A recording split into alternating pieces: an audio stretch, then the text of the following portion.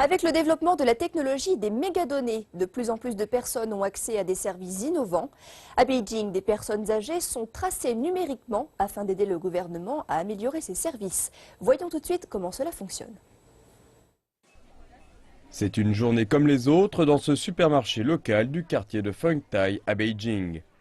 Liu Huizhen, âgée de 84 ans, fait ses courses quotidiennes. Mais tout ce dont elle a besoin pour effectuer ses achats, c'est d'utiliser une simple carte. C'est difficile pour les personnes âgées de compter 1 ou 2 yuan ou d'utiliser des pièces. S'il suffit de passer la carte pour prendre le bus, c'est très simple et pratique.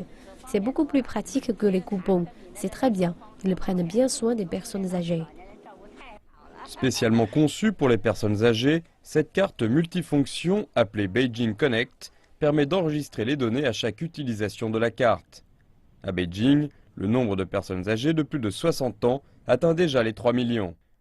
Pour le gouvernement, ce service fait partie d'un plan global pour utiliser les mégadonnées afin d'orienter de manière plus efficace l'utilisation des ressources.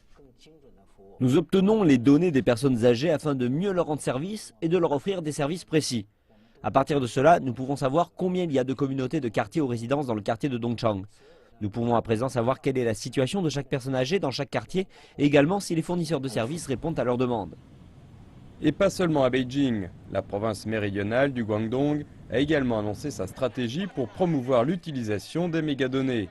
Les détenteurs de cartes peuvent bénéficier dorénavant d'un accès libre aux infrastructures publiques et aux parcs. Par rapport aux coupons, la carte semble plus populaire parmi les personnes âgées.